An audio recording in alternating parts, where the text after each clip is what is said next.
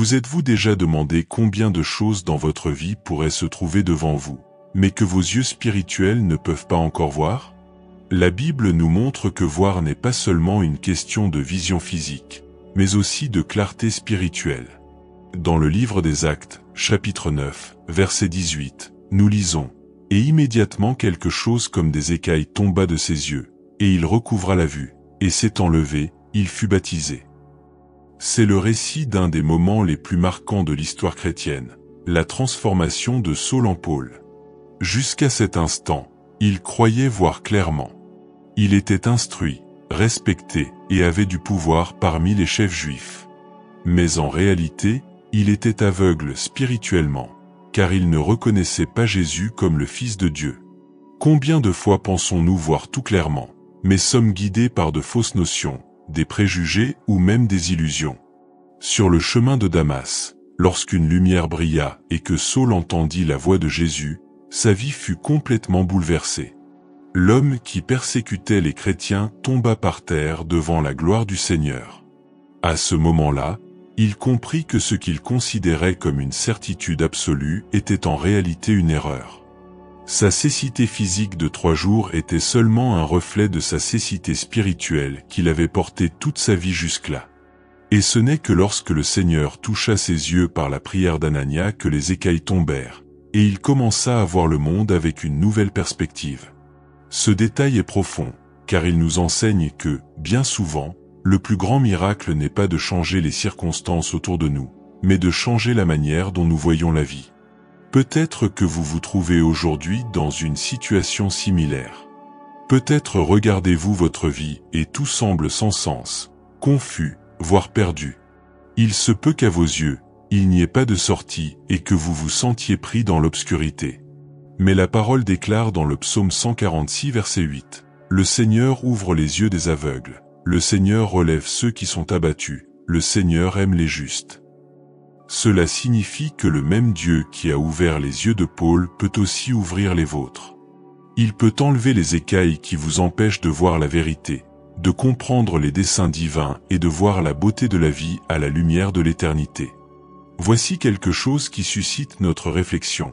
2 personnes peuvent entendre le même message, voir la même situation, mais réagir de manière totalement différente. Pour certains, la croix du Christ semble être une faiblesse. Pour d'autres, c'est l'expression suprême du pouvoir de Dieu. Cette différence ne réside pas dans le message, mais dans la vision. Lorsque les yeux sont couverts, l'évangile semble sans valeur. Mais lorsque Dieu enlève les écailles, le cœur se remplit d'espoir et la vie n'est plus jamais la même. C'est la prière que nous devons faire quotidiennement. Seigneur, ouvre mes yeux pour que je voie les merveilles de ta loi. Ainsi, en ce début de matinée, avant de demander quoi que ce soit d'autre, demandez à Dieu de vous donner des yeux spirituels ouverts. Demandez-lui de vous montrer ce qui est caché, de révéler ce qui est éternel au milieu des distractions éphémères. Car lorsque votre vision change, toute votre vie change également. Et si ce message parle déjà à votre cœur, je vous invite à rester avec nous jusqu'à la fin, car nous allons prier ensemble pour que Dieu ouvre nos yeux et transforme notre façon de voir la vie. Profitez-en aussi pour vous abonner à notre chaîne, laissez un like, commentez votre expérience et partagez ce message avec quelqu'un que vous aimez. Ainsi, vous devenez partie de cette mission de diffuser la parole de Dieu et d'aider les autres à retrouver leur vision spirituelle. Vous vous demandez peut-être, pourquoi Dieu permet-il que, parfois, nous marchions dans l'obscurité avant d'ouvrir nos yeux? La réponse peut sembler mystérieuse, mais elle est pleine de sens. Lorsque Paul fut aveugle pendant 3 jours, ce n'était pas seulement une punition, mais un temps de réflexion. Lui, qui était auparavant sûr de tout, devait apprendre à dépendre. Lui, qui conduisait avec confiance, devait maintenant être guidé par la main. Et c'est exactement dans ces moments de fragilité que Dieu nous enseigne la véritable vision, la vision qui ne dépend pas de notre force, mais de sa grâce. Souvent, c'est dans le silence, l'attente et même les larmes que nos yeux sont préparés à voir la grandeur du Seigneur. Le monde peut dire que c'est une perte de temps, mais la Bible nous montre que l'attente en Dieu n'est jamais vaine. Après sa cécité, Paul revit avec des yeux différents. Il voyait auparavant les chrétiens comme des ennemis. Ensuite, il les voyait comme des frères. Il voyait la croix comme une honte. Ensuite, il la reconnaissait comme le plus grand symbole de victoire. Cela nous montre que la vision naturelle ne suffit pas, il faut avoir une vision spirituelle. Et c'est peut-être là que beaucoup trébuchent. Deux personnes peuvent entrer dans le même église, entendre le même sermon, chanter les mêmes louanges, et pourtant sortir avec des cœurs différents. L'une sort renouvelée, pleine d'espoir, l'autre sort indifférente, trouvant tout son sens. Quelle est la différence? Les yeux spirituels. Lorsqu'ils sont fermés, la parole semble n'être que des mots ordinaires. Mais lorsque Dieu ouvre les yeux, elle devient vie, nourriture, réponse et direction. L'apôtre Paul écrivit plus tard dans 1 Corinthiens chapitre 1, verset 18, « Car la parole de la croix est folie pour ceux qui périssent, mais pour nous qui sommes sauvés, elle est puissance de Dieu. » Cela signifie que ce n'est pas le message qui change, mais la manière dont nous le percevons. Pour celui qui vit dans l'obscurité, parler de croix, de renoncement et de foi peut sembler une faiblesse. Mais pour celui dont les yeux ont été ouverts, c'est justement là que réside la force et la victoire. Peut-être qu'aujourd'hui vous faites face à des situations qui semblent sans issue.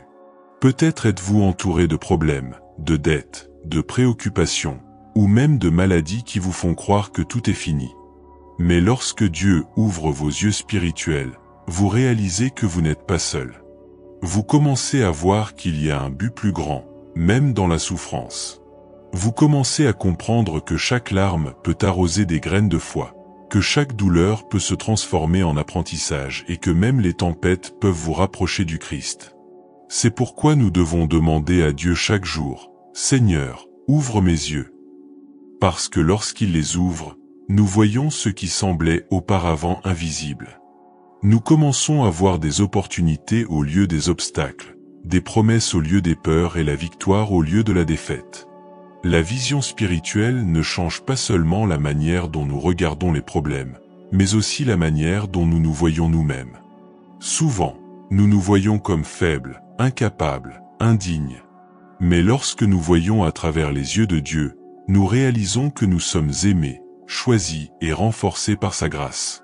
Et voici une vérité puissante. Lorsque Dieu change la vision de quelqu'un, il change aussi l'avenir de cette personne. Paul, le persécuteur, est devenu Paul, l'apôtre qui a écrit des lettres qui nourrissent encore notre foi aujourd'hui. Le même homme qui semait la peur a commencé à semer l'espérance. Et tout a commencé lorsque les écailles sont tombées de ses yeux. Voici l'invitation que Dieu nous fait ce matin. Lui permettre de retirer les écailles qui nous empêchent de voir ce qui importe vraiment. Si ce message a touché votre cœur jusqu'ici, restez ferme avec moi, car nous allons encore plonger plus profondément dans cette réflexion ensemble. Et bientôt, nous élèverons notre prière en demandant à Dieu d'ouvrir nos yeux, tout comme il l'a fait pour Paul, afin que nous puissions voir le vrai sens de la vie et marcher dans la foi. Et peut-être que maintenant, en écoutant ce message, vous sentez que vous avez aussi besoin de cette transformation de vision.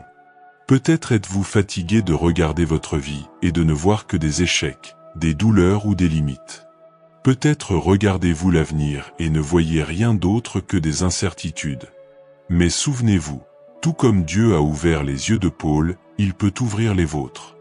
La vision que le Seigneur offre n'est pas seulement pour voir ce qui est devant nous, mais pour percevoir l'invisible, ce qui ne peut être vu que par la foi. La parole nous enseigne dans 2 Corinthiens chapitre 4 verset 18. Nous ne regardons pas aux choses visibles, mais à celles qui sont invisibles, car les choses visibles sont temporaires, et les invisibles sont éternelles. Cela signifie que ce que nous voyons avec nos yeux physiques peut nous effrayer ou nous décourager, mais lorsque nous regardons avec les yeux de la foi, nous découvrons qu'il se passe quelque chose de plus grand. Le Seigneur nous invite à voir non seulement aujourd'hui, mais l'éternité. À voir non seulement les problèmes, mais le but. Non seulement la douleur, mais aussi la promesse. Et c'est à ce moment que nous devons faire un choix, vivre guidés uniquement par la vision limitée de ce monde, ou permettre à Dieu d'ouvrir nos yeux pour voir comme il voit.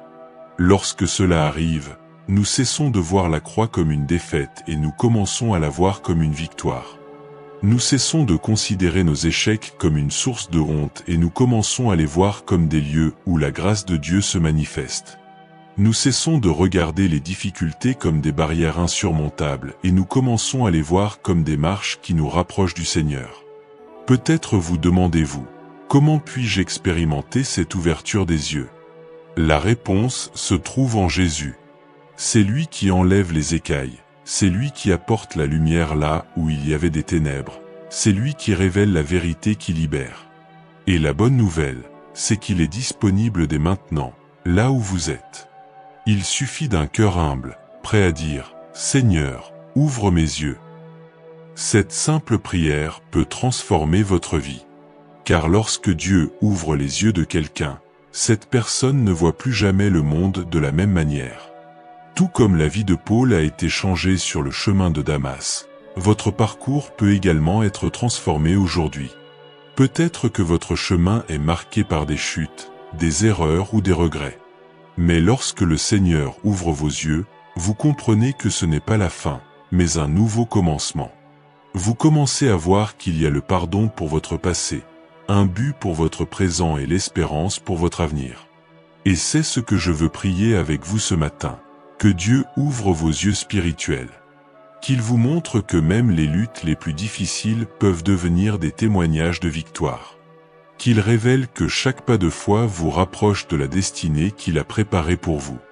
Et par-dessus tout, qu'il vous permette de voir Jésus tel qu'il est vraiment, le Sauveur qui est mort sur la croix pour vous donner la vie éternelle.